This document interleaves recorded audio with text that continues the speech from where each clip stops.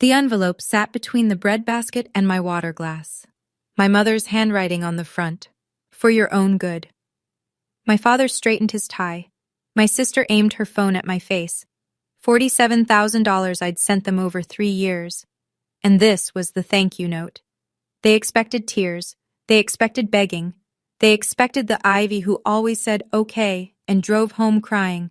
But that Ivy had a 6-year-old daughter now. And 10 minutes ago, in the parking lot, my mother whispered the one thing she should never have said. What happened next at table 7 of the Magnolia changed everything. For them. What did my mother whisper? And what was in my envelope? I'll get there. Before I go on, please take a moment to like and subscribe, but only if you genuinely connect with this story. Drop your location and local time in the comments. I love knowing where you're listening from. My name is Ivy. I'm 32. And this is what happens when the quiet one stops being quiet. Now let me take you back 6 months, to the night my father decided I was the problem. Crestwood, Georgia. Population, just enough for everyone to know your business by Sunday. I've lived here my whole life. Same streets, same faces, same whispers at the post office. I work at Paw Print Veterinary Clinic on Miller Road. I'm a vet tech.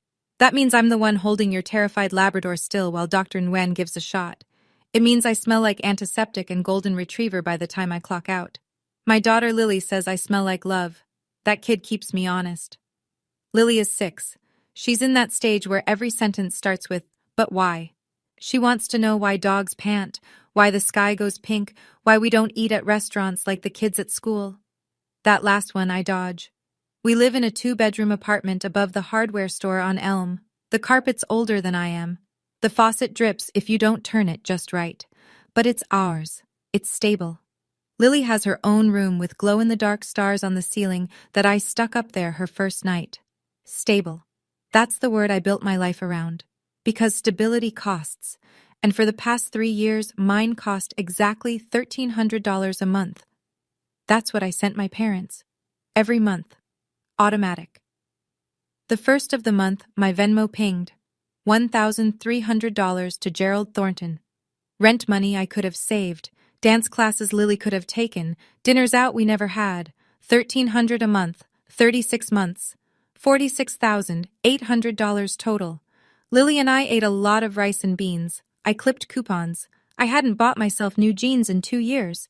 But my parents' light stayed on, and that was supposed to matter. Let me tell you about the Thornton family portrait. Growing up, there was a wall in our living room. The brag wall, Brooke called it. Brooke's first place ribbon from the science fair. Brooke's prom photo. Brooke's cheerleading squad picture. Brooke's acceptance letter to community college, framed like it was the Declaration of Independence.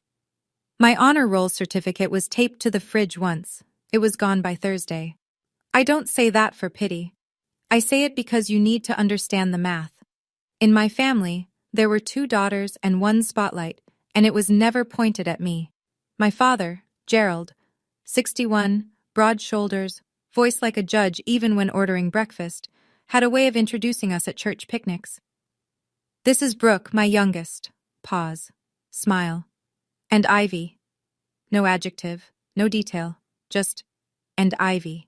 Like I was the period at the end of someone else's sentence. My mother, Donna, 58, was subtler. She didn't ignore me. She managed me. Ivy, can you set the table?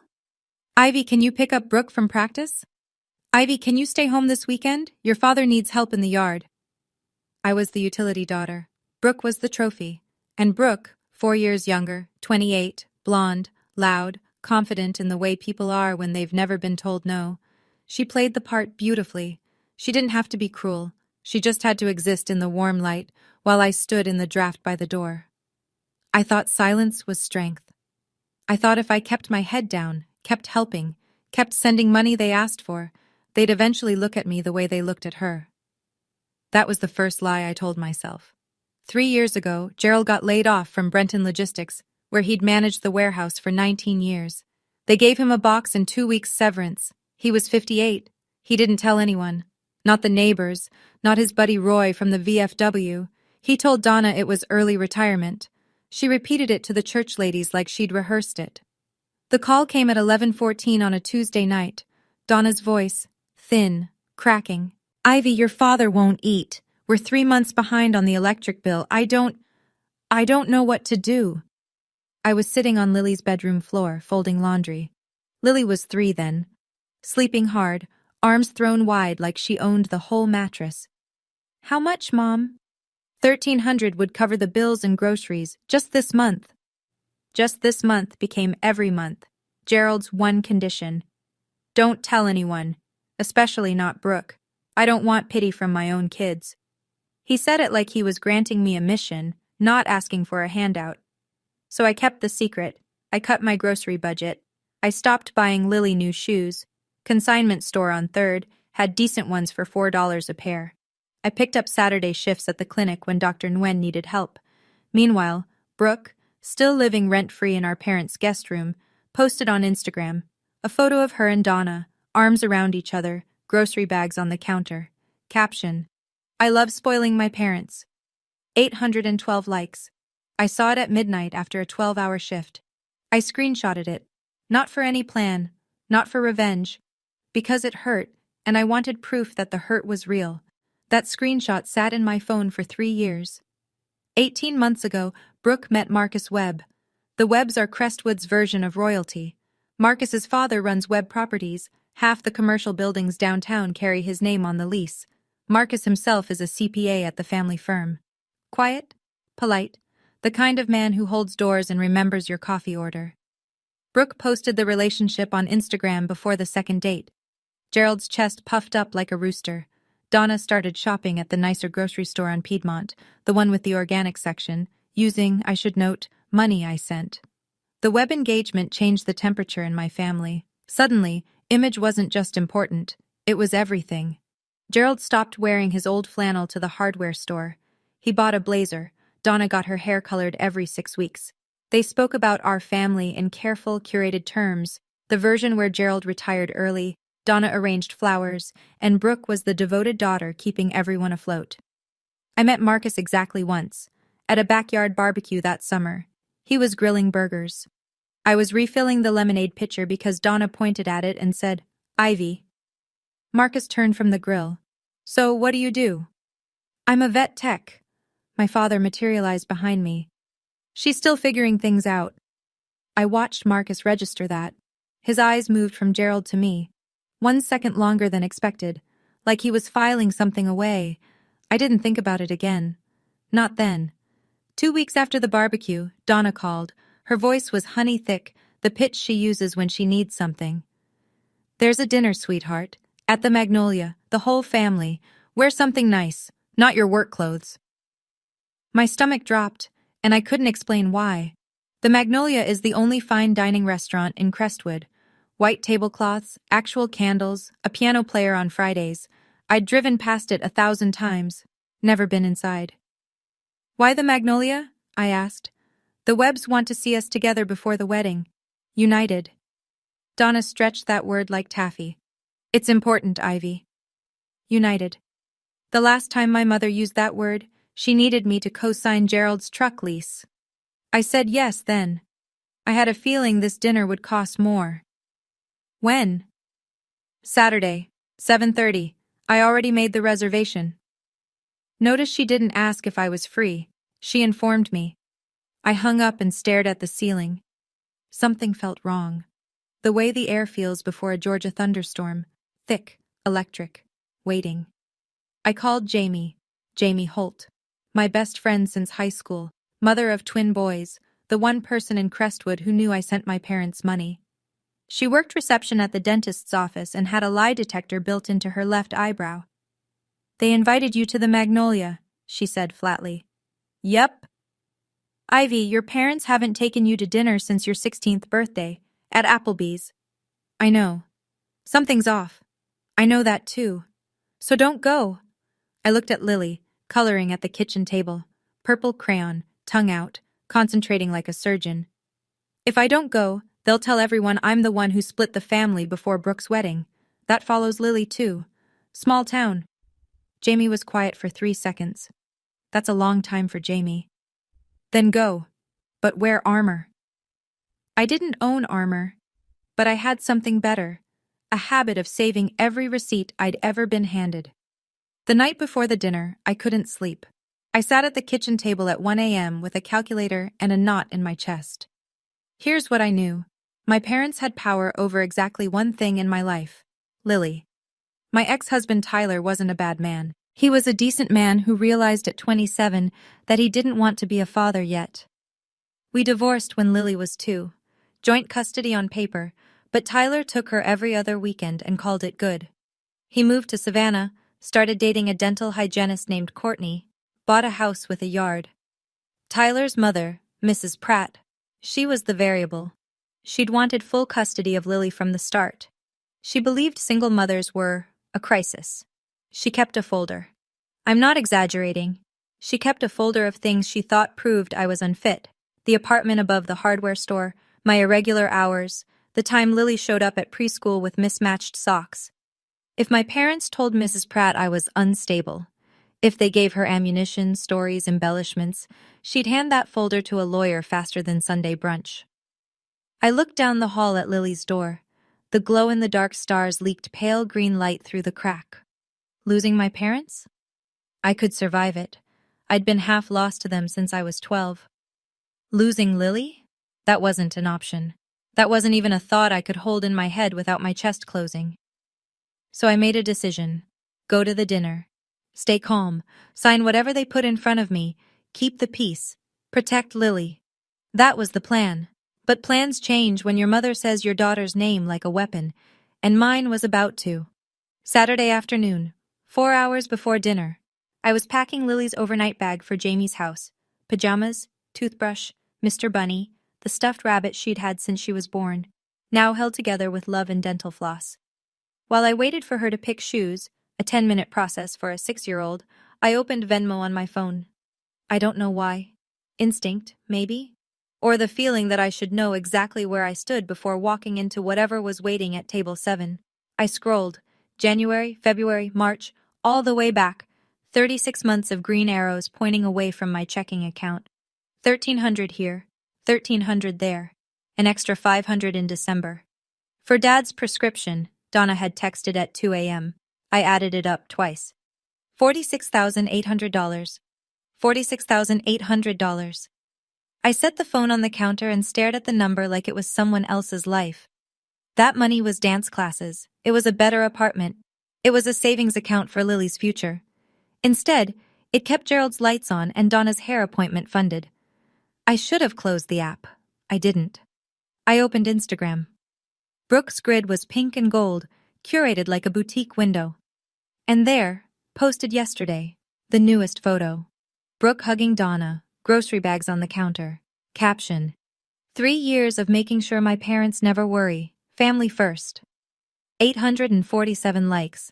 Marcus had left a heart emoji. I scrolled to the comments. Someone wrote, "You're such an amazing daughter."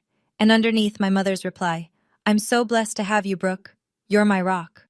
My rock. I screenshotted everything. Then I opened my laptop printer. I wasn't planning revenge, but I was done planning to cry. 7:28 p.m. The Magnolia's parking lot was half full. I recognized Gerald's truck, freshly washed. Unusual for a man who hadn't washed it in 6 months. Brooke's white Kia sat 2 spots over, a Web Properties bumper sticker on the back that I was sure Marcus didn't put there. I checked my reflection in the rearview. Dark blouse, clean jeans, the only pair without a bleach stain. Hair straight, no fuss. I didn't look like a woman about to be ambushed. I looked like a woman picking up takeout. In my bag, under my wallet, a manila envelope. Thin, light, heavy enough to end 3 years of silence. I walked in. Table 7, near the window. Candles lit, bread basket centered, water glasses already filled. The piano player in the corner was working through something soft and forgettable. Gerald sat at the head, of course, in a blazer I'd never seen. Donna wore a navy dress, pearls I recognized from her anniversary set. Her eyes were already pink-rimmed. Pre-performance. Brooke sat beside Marcus, champagne flute in hand, face done up like a magazine ad. Her phone leaned against the crystal bud vase in the center of the table, screen facing my empty chair. I knew that angle. I'd read an article last year about how people position phones for covert recording during custody disputes. The camera was aimed right where my face would be. Marcus stood when I approached. He was the only one. Ivy. He nodded. Slight smile. Genuine. Hey, Marcus. Gerald didn't rise. Donna patted the chair beside her. You look nice, honey. Sit. The chair was cold. The bread smelled warm. And across the table, my sister's phone screen glowed faintly red. Recording. For 15 minutes, we pretended. He was a decent man who realized at 27 that he didn't want to be a father yet. We divorced when Lily was 2. Joint custody on paper, but Tyler took her every other weekend and called it good. He moved to Savannah, started dating a dental hygienist named Courtney, bought a house with a yard. Tyler's mother, Mrs. Pratt, she was the variable. She'd wanted full custody of Lily from the start. She believed single mothers were a crisis. She kept a folder. I'm not exaggerating. She kept a folder of things she thought proved I was unfit. The apartment above the hardware store, my irregular hours, the time Lily showed up at preschool with mismatched socks. If my parents told Mrs. Pratt I was unstable, if they gave her ammunition, stories, embellishments, she'd hand that folder to a lawyer faster than Sunday brunch. I looked down the hall at Lily's door. The glow-in-the-dark stars leaked pale green light through the crack. Losing my parents? I could survive it. I'd been half lost to them since I was 12. Losing Lily? That wasn't an option. That wasn't even a thought I could hold in my head without my chest closing. So I made a decision. Go to the dinner. Stay calm. Sign whatever they put in front of me. Keep the peace. Protect Lily. That was the plan. But plans change when your mother says your daughter's name like a weapon, and mine was about to. Saturday afternoon, 4 hours before dinner. I was packing Lily's overnight bag for Jamie's house. Pajamas, toothbrush, Mr. Bunny, the stuffed rabbit she'd had since she was born, now held together with love and dental floss. While I waited for her to pick shoes, a 10-minute process for a 6-year-old, I opened Venmo on my phone. I don't know why. Instinct, maybe? Or the feeling that I should know exactly where I stood before walking into whatever was waiting at table 7. I scrolled. January, February, March, all the way back. 36 months of green arrows pointing away from my checking account. 1,300 here, 1,300 there, an extra 500 in December. For Dad's prescription, Donna had texted at 2 a.m. I added it up twice. $46,800. $46,800. I set the phone on the counter and stared at the number like it was someone else's life. That money was dance classes. It was a better apartment. It was a savings account for Lily's future. Instead, it kept Gerald's lights on and Donna's hair appointment funded. I should have closed the app. I didn't. I opened Instagram. Brooke's grid was pink and gold, curated like a boutique window. And there, posted yesterday, the newest photo. Brooke hugging Donna, grocery bags on the counter. Caption: 3 years of making sure my parents never worry. Family first. 847 likes. Marcus had left a heart emoji. I scrolled to the comments. Someone wrote, "You're such an amazing daughter." And underneath my mother's reply, "I'm so blessed to have you, Brooke. You're my rock." My rock. I screenshotted everything. Then I opened my laptop printer. I wasn't planning revenge. But I was done planning to cry. 7:28 p.m. The Magnolia's parking lot was half full. I recognized Gerald's truck, freshly washed. Unusual for a man who hadn't washed it in 6 months. Brooke's white Kia sat 2 spots over, a Web Properties bumper sticker on the back that I was sure Marcus didn't put there. I checked my reflection in the rear view. Dark blouse, clean jeans, the only pair without a bleach stain. Hair straight, no fuss. I didn't look like a woman about to be ambushed. I looked like a woman picking up takeout. In my bag, under my wallet, a manila envelope. Thin, light, heavy enough to end 3 years of silence. I walked in. Table 7, near the window. Candles lit, bread basket centered, water glasses already filled. The piano player in the corner was working through something soft and forgettable. Gerald sat at the head, of course, in a blazer I'd never seen. Donna wore a navy dress, pearls I recognized from her anniversary set. Her eyes were already pink-rimmed. Pre-performance. Brooke sat beside Marcus, champagne flute in hand, face done up like a magazine ad.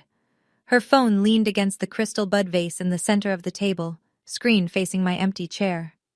I knew that angle. I'd read an article last year about how people position phones for covert recording during custody disputes. The camera was aimed right where my face would be. Marcus stood when I approached.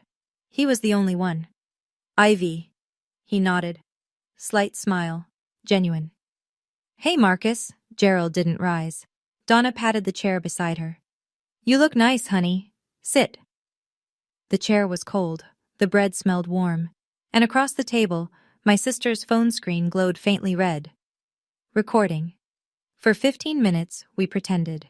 Gerald asked Marcus about a property deal on the south end of town. Donna complimented Brooke's earrings. Marcus asked me how work was going. I said fine. Nobody asked about Lily. The appetizers arrived. Shrimp cocktail, roasted beet salad, things I'd never ordered in my life because they cost more than my weekly grocery run. I ate one shrimp. It tasted like money I'd sent. Then Gerald cleared his throat. That sound. I'd heard it 1,000 times before report cards, before lectures, before every announcement that rearranged my life without my consent. The throat clear was his gavel. He reached into his blazer and produced a white envelope. Donna's handwriting on the front, careful cursive. For your own good. Ivy. Gerald set it between the bread basket and my water glass. Your mother and I have been thinking about this for a long time. Donna pressed her napkin to her eyes. On cue. Gerald opened the envelope himself, unfolded 2 typed pages. He read aloud, measured, rehearsed, like he'd practiced in the bathroom mirror. The letter said, due to irreconcilable differences in values and lifestyle, the family had decided to release Ivy from the obligations and expectations of the Thornton household. It said my personal struggles had created unnecessary tension ahead of Brooke's wedding. It said this was an act of compassion. The language was too clean for Gerald. Donna must have looked up templates online. Translation: we're cutting you off. Don't come to the wedding. Don't contact us. Disappear. Gerald placed the letter flat on the table, smoothed the crease with his palm, and set a pen beside it. We just need your signature, sweetheart. Sweetheart. He hadn't called me that since I was 9. I picked up the letter. Read it again, slowly this time. Not because I needed to understand it, but because I needed them to wait. Gerald's knee bounced under the table. I could feel the vibration through the floor. There's a second page, I said. Just the acknowledgement, Gerald said quickly. Standard. I turned the page. The second sheet was simpler. 1 paragraph. My name, a signature line, a date. And above it, I, Ivy Thornton, voluntarily relinquish all familial ties and agree to have no contact with the Thornton family or its extended relations. Extended relations. That meant the Webbs. I set the page down. And if I don't sign? Gerald's jaw worked. Donna stopped dabbing her eyes. Ivy, Gerald said, don't make this harder than it has to be. That's not an answer, Dad. He leaned forward. If you don't sign, we'll have to protect Brooke's future. And ourselves. Donna turned to me.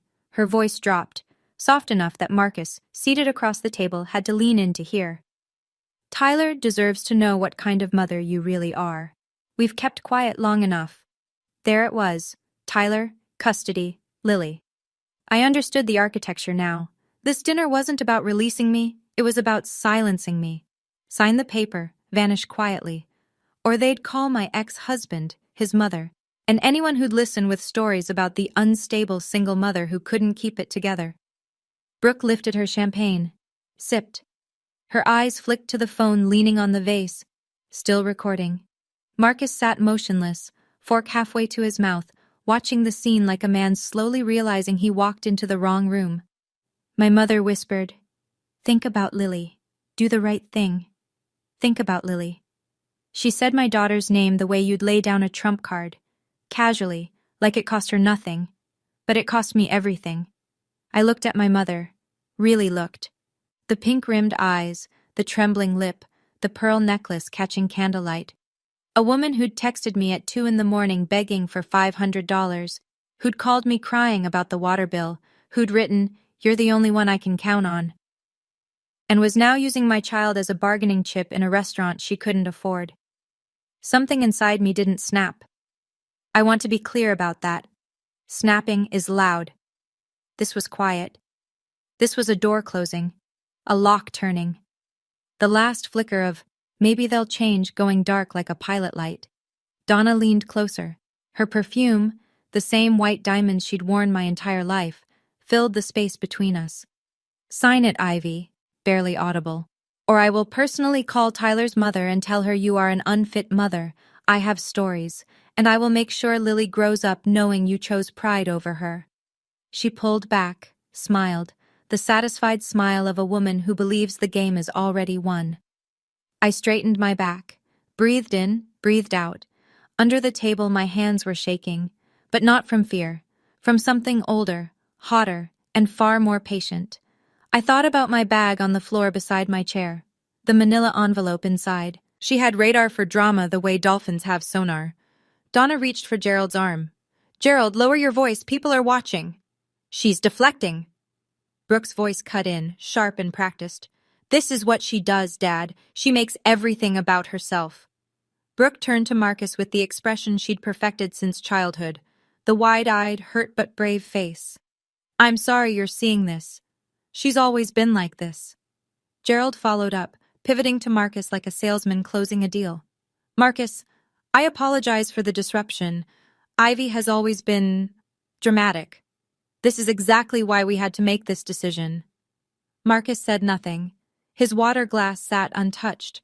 His eyes moved between Gerald and me with the focused stillness of a man running calculations in his head. I watched Mrs. Patterson lean toward her husband. Her lips moved. I didn't need to hear the words. In Crestwood, witnesses were permanent. Gerald tapped the pen against the letter. "Sign it, Ivy. Let's put this behind us and enjoy the rest of the evening." His voice was calm again, controlled, the patriarch restoring order, but his hand was shaking, just barely. The pen trembled against the tablecloth. I noticed. Marcus noticed. And Brooke, too busy checking her phone angle, missed everything. Donna decided it was her turn. She placed both palms flat on the table, a gesture of sincerity she'd used at every church fundraiser, every PTA meeting, every moment she needed people to believe she was the reasonable one. "Marcus, honey," her voice trembled perfectly, "I need you to understand something about our family." Marcus's jaw tightened, but he listened. "Ivy has struggled her whole life. She never finished college. She works with animals." The way she said it, like I cleaned sewers. "She couldn't keep her marriage together. We tried. Lord knows we tried. But we can't let her instability affect Brooke's future, or yours." Each sentence was a blade, delivered with a mother's concerned smile. I sat still, but inside, I was running the math on every word. Never finished college, because Donna had asked me to drop out when Gerald needed knee surgery. "Just one semester, honey. We need you home." That semester became 2. Then I got pregnant. Then it was over. Couldn't keep her marriage. Donna had introduced me to Tyler at a church social, pushed the wedding, planned the reception. When he left, she said, "Some women just aren't meant for marriage." Works with animals. I held someone's dying dog last Tuesday at 3 a.m. and called the family myself. But sure, just animals. Marcus set his fork down, quietly. "Brooke told me Ivy chose to leave school," he said. "That's right," Donna said quickly. "She also told me your dad's surgery was minor, outpatient." Donna's mouth opened, closed. Marcus looked at Brooke. "You said it was arthroscopic. No big deal." Brooke's champagne glass was suddenly fascinating. She turned it slowly, bubbles rising. "That's not... It's more complicated than..." "Is it?" Marcus asked. The piano player started a new song. Nobody at our table heard it. Brooke panicked. I could see it. The micro shift in her posture, the way her shoulders pulled back like a cat cornered. She wasn't used to being questioned. She was used to being believed. "Ivy," Brooke abandoned the soft voice. "Just sign the letter. Don't make this ugly." "What happens if I don't?" Brooke picked up her phone, held it up, screen toward me, not even pretending anymore. "I've been recording this entire dinner." Her chin lifted. "If you don't cooperate, I'll send this to Tyler's lawyer. A mother having a public meltdown at a restaurant?" She tilted her head, faux sympathetic. Not a great look in custody court. The table next to us went quiet. Mrs. Patterson's fork hovered midair. I haven't had a meltdown, I said. Brooke smiled. Not yet. But you will. You always do. Gerald tapped the pen on the table twice. Sign the paper, Ivy. Last chance. Donna leaned close enough that I could feel her breath on my ear. Think about Lily. There it was again. Lily's name. The weapon. 3 of them, eyes locked on me, waiting for the crack. The quivering lip. The wet eyes. The footage Brooke needed. Marcus sat frozen. He looked like a man watching a car wreck in slow motion, wanting to intervene but not knowing which wire to cut. I breathed in, held it, let it go. Then I reached under the table, into my bag. My fingers found the manila envelope, smooth, cool. I'd sealed it with a single piece of tape at 4:30 that afternoon, sitting at my kitchen table while Lily drew unicorns in the next room. I brought it up and placed it on the tablecloth, right next to their letter. My hands didn't shake. Gerald stared at the envelope like I'd placed a live grenade beside the shrimp cocktail. What is that? I peeled back the tape. Calm. The way I open supply packages at the clinic, efficient, no drama. You brought your envelope, I said. I brought mine. Donna's hand moved toward her pearls. Brooke lowered her phone an inch. Marcus leaned forward, the first movement he'd made in minutes.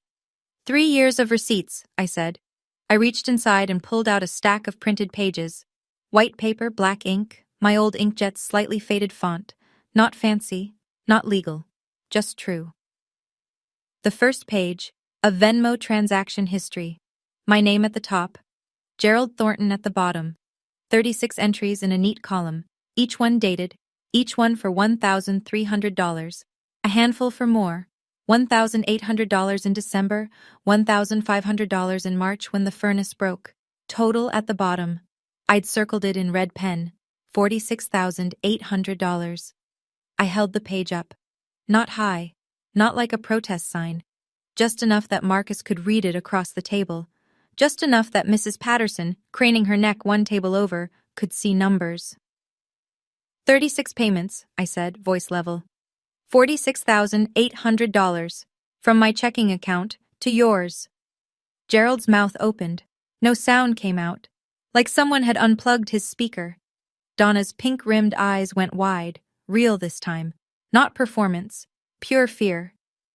Brooke set her champagne down so hard the stem wobbled. I placed the page flat on the table, beside their disownment letter. Side by side, their fiction, my math. Should I keep going? I asked. Because I have 2 more pages. Nobody said no. Nobody said anything at all. I pulled out the second page.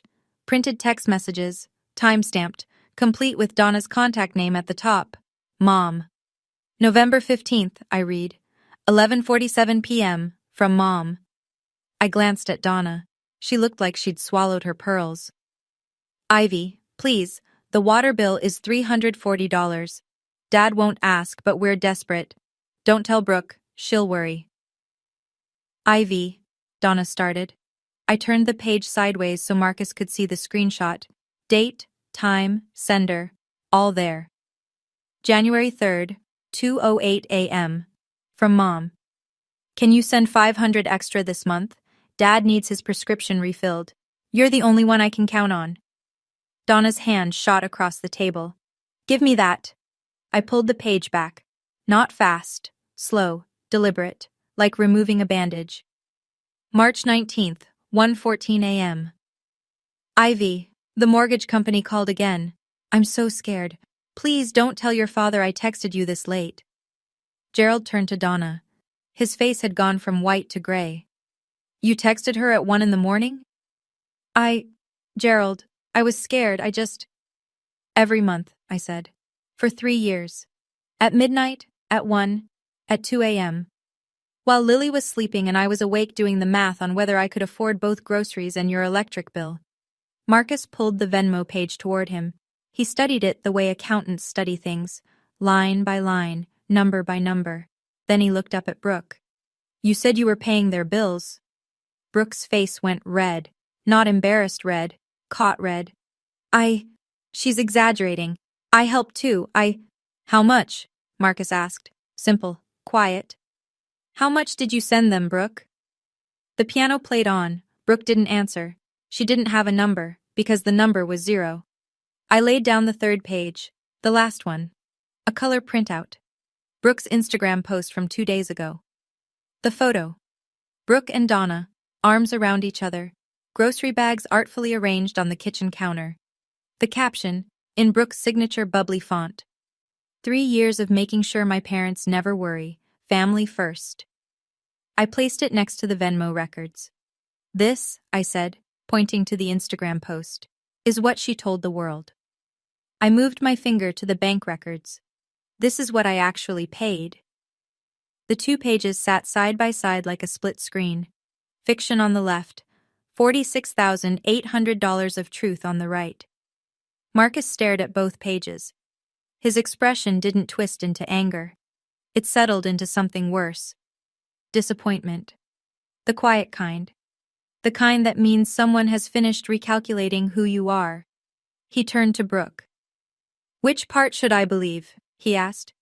The Instagram caption? Or 36 bank transfers? Marcus, baby, I can explain. Which part? He repeated. The part where you took credit for your sister's money?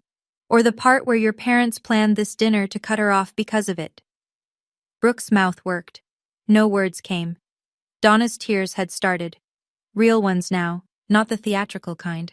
Her mascara ran in thin black rivers down her cheeks. For the first time in my memory, her tears didn't make me feel guilty.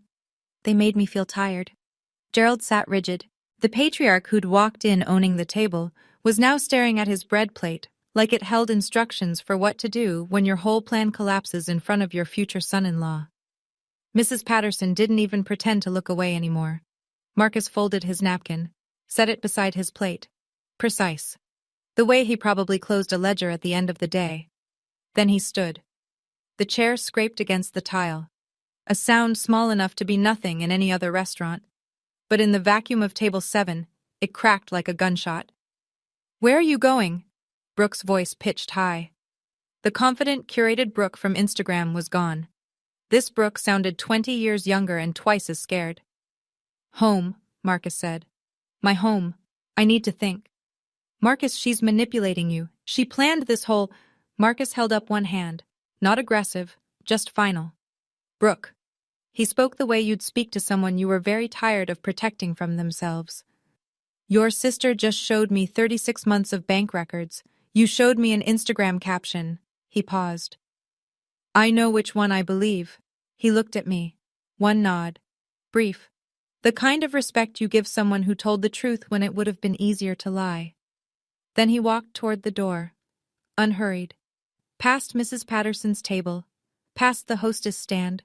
Past the piano player, who transitioned seamlessly into another ballad, as if Marcus Webb's engagement wasn't crumbling in real time. Brooke shoved her chair back. The legs shrieked against the floor.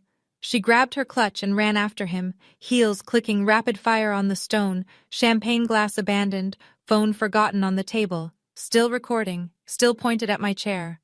Gerald and Donna and I sat in the wreckage. Their disownment letter lay open. My receipts lay open beside it. The candle flickered between them like a referee unsure which side to call. Nobody in the restaurant moved. Then, a fork clinked. A glass was set down. Life resumed, but not at table 7. I gathered my pages, stacked them, tapped the edges even against the table, the same motion I used to square up patient charts at the clinic. Neat, orderly. I slid them back into the manila envelope. Gerald spoke first. His voice was hoarse, like he'd swallowed sand. You just ruined your sister's engagement. I looked at him, my father, the man who'd introduced me as an afterthought for 32 years. No, I said. Brooke's lies ruined her engagement. I just stopped lying for her. Donna's hands were flat on the table, mascara streaked, pearls rising and falling with shallow breaths. After everything we've done for you, you've done nothing for me, Mom. I said it without heat, without spite, like reading a lab result. I did everything for you, and you rewarded me with this. I pointed at their letter. For your own good. Donna's neat cursive, now smeared with a water ring from Gerald's glass. I stood, picked up my bag, slid the strap over my shoulder. I'm not signing your letter. I'm not begging. And I'm not your secret anymore. Gerald opened his mouth. I kept going.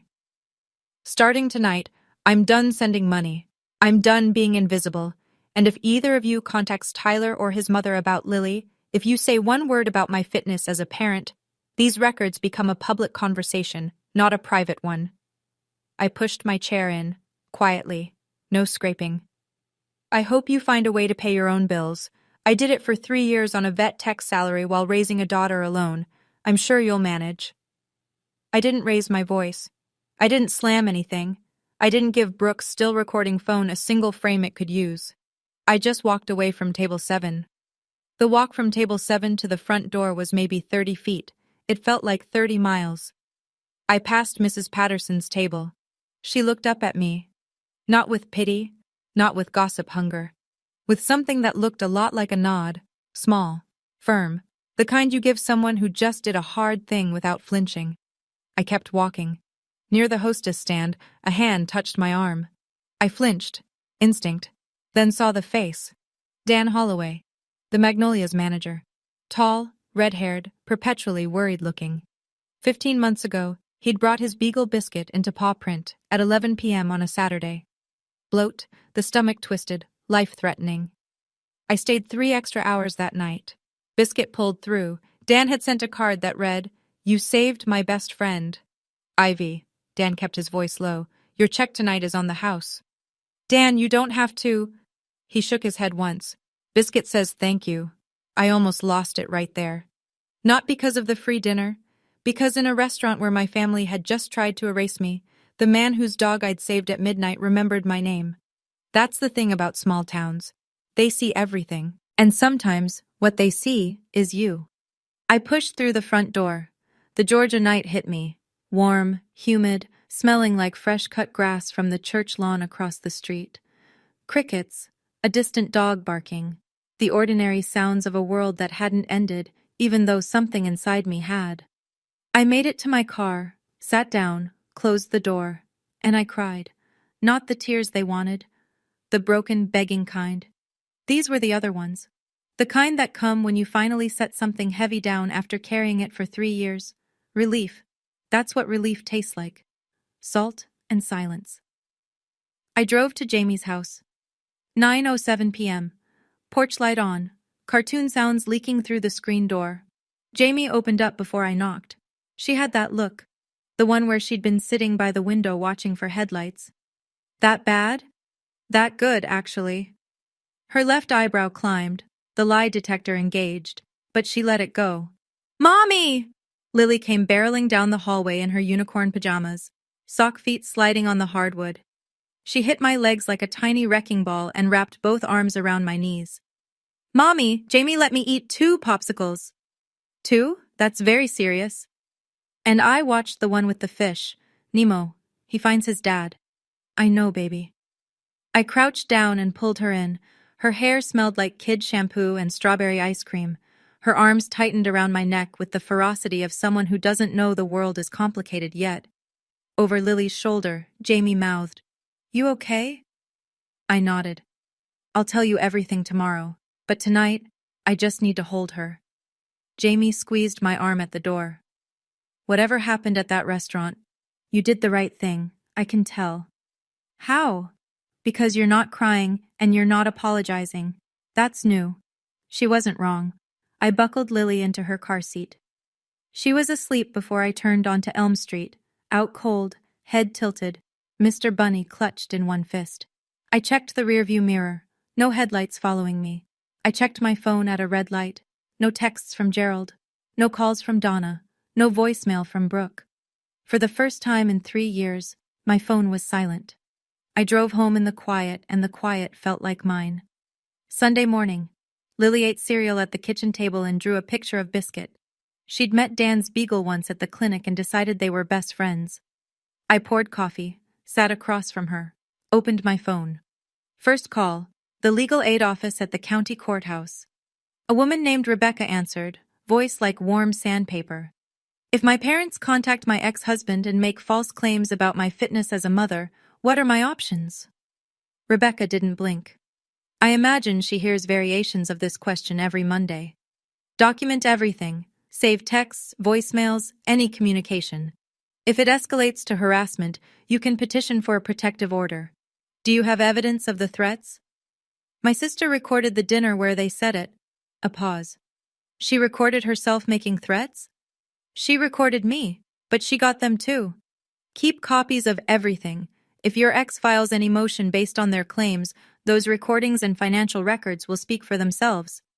I thanked her, hung up, wrote down her name and number on the notepad by the fridge, the one Lily had decorated with dinosaur stickers. Second action. I opened Venmo, found the recurring payment to Gerald Thornton. 36 months of automatic transfers stared back at me. I pressed cancel. One tap. The thing that had cost me $46,000, 3 years of ramen dinners, and every pair of new jeans, gone in one tap. Third action. One text message. To Gerald. I love you both, but I will not be used anymore. Do not contact Tyler.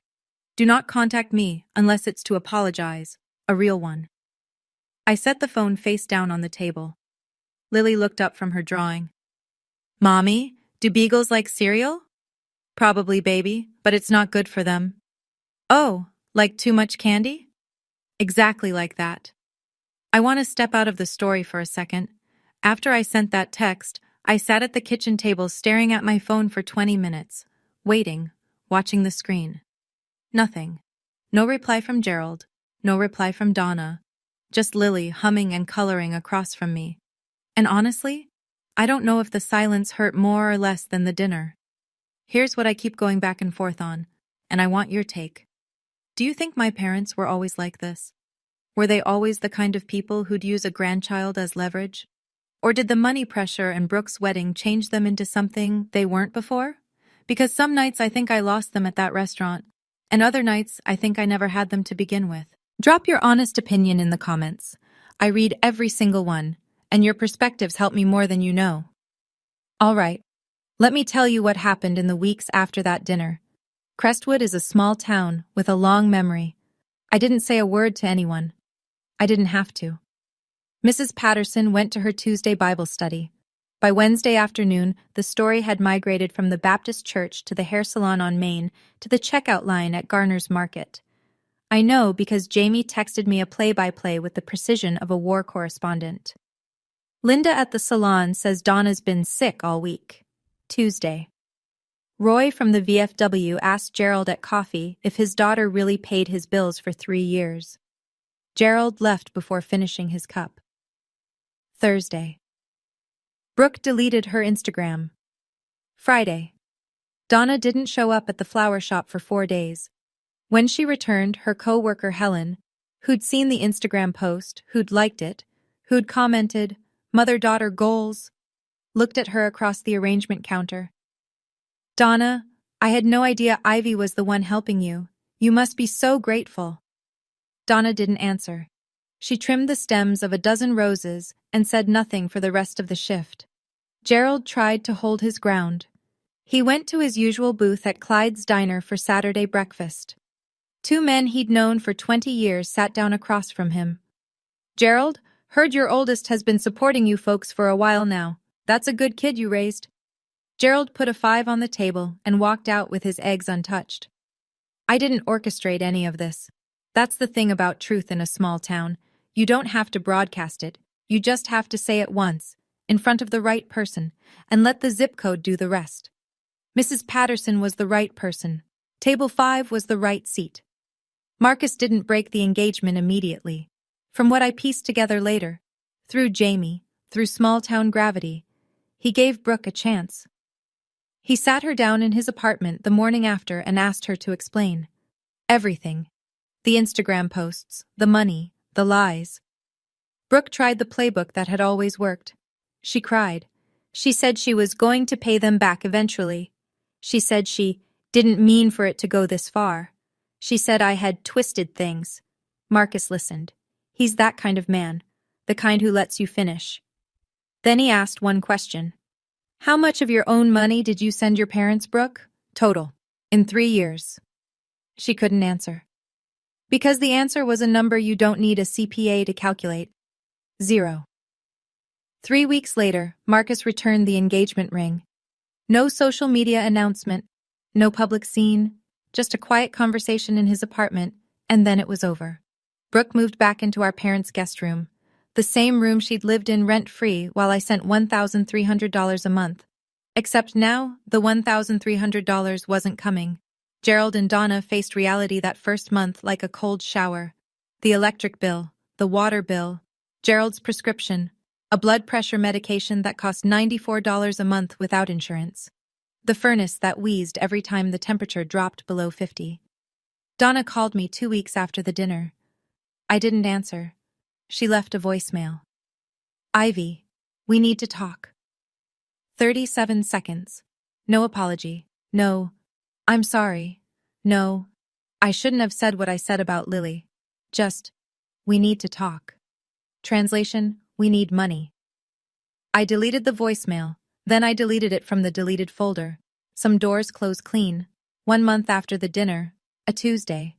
I was washing dishes while Lily practiced writing her name at the table, 5 letters, tongue out, gripping the pencil like it owed her money. My phone rang. Gerald. I dried my hands, looked at the screen for 3 rings, then I picked up. Ivy. His voice was different, smaller, like the volume knob had been turned down from the inside. Dad? I'm not calling to apologize. Okay. A long breath, the kind that carries weight. The power's going to be shut off Friday. I know. Can you? No. Silence. Not the aggressive kind from the restaurant. The tired kind. The kind that lives in a house where the lights might go out. Then Gerald said something I never expected. You were always the strong one, Ivy. I just didn't want to admit it. I leaned against the counter, closed my eyes. That's not an apology, Dad. I know. Saying I'm strong doesn't undo what you did. It doesn't undo the letter or the threats or Mom telling me she'd call Tyler. It doesn't undo 3 years of taking my money and pretending it was Brooke's. I know, he said again, quieter. When you're ready to really apologize, not because you need money, not because the power's out, but because you're genuinely sorry for what you did to your daughter at that table, call me again. And if I can't, then I guess we'll both know where we stand. I hung up, set the phone on the counter, pressed my palms flat on the cold tile and breathed. Lily looked up. Was that Grandpa? Yeah, baby. Is he okay? I looked at her. Those big eyes. No agenda behind them. Just love. He's figuring things out, I said. It wasn't a lie. I just didn't know if it was true yet. 3 months after the dinner at the Magnolia. I still live above the hardware store. Still work at Paw Print. Still wear scrubs that smell like antiseptic and Labrador. Nothing about my life looks dramatically different from the outside. But the math changed. $1,300 a month. My money now. Lily's money. I opened a savings account at Crestwood Community Credit Union in her name. College fund. The starting balance was embarrassing. But it exists. That's what matters. Lily eats ice cream after school on Fridays now. 1 scoop. Strawberry. She thinks it's the most extravagant thing in the world. She might be right. I joined a single parents support group at the community center on Oak Street. Wednesday evenings. 7 people in folding chairs, sharing the specific exhaustion of doing everything alone. It's not glamorous. But when someone says I get it and means it, the room gets a little lighter. Jamie noticed first. You look different, she said over coffee at her kitchen table. Different how? I don't know. Taller? I'm 5'6", same as always. Taller, she repeated. And you sleep now. I can tell. She was right. No more 2 a.m. texts from Donna. No more lying awake calculating whether I could cover Gerald's prescription and Lily's field trip in the same week. The midnight math was over. Marcus texted me once. Brief, respectful, no small talk, no flirting. Thank you for being honest that night. I hope Lily knows how lucky she is. I typed back. She will. That was it. No love story, no rescue arc, just 2 adults who respected each other enough to be honest and then move on. Some stories don't end with a new beginning. They end with a clearing. Space where there used to be weight. This was my clearing. I'm going to talk to you directly now. Not as Ivy in the story, as Ivy right here today. I didn't tell you all of this so you'd hate my parents. They're not monsters. They're people. Flawed, scared, proud people who chose image over integrity and lost both. Gerald can't pay his electric bill. Donna lost her standing at the flower shop and the church. Brooke lost the man she was going to marry. Those aren't things I celebrate. They're consequences they built for themselves, brick by brick, lie by lie. I told you this because somewhere out there someone listening is the Ivy in their family. The one who sends money no one acknowledges. The one who gives up vacations and new clothes and Friday night dinners so someone else's lights stay on. The one who gets introduced last, thanked never, and blamed first. If that's you, hear me. You are allowed to stop.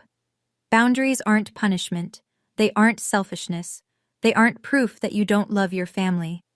Boundaries are you saying, I love you, but I love myself enough to stop burning so you can stay warm. I know that's terrifying. I know the guilt feels like a physical thing, like a hand on your chest. I know because I felt it at table 7 with a pen in front of me and my mother's perfume in the air. But I also know what the other side feels like. It feels like driving home with your daughter asleep in the back seat and the phone finally, mercifully silent. Lily drew a picture last week. 2 people. Her and me. Big yellow sun in the corner. That's our family, she said. I looked at it for a long time. Yeah, I said. That's enough. It is. That's where I'll leave it.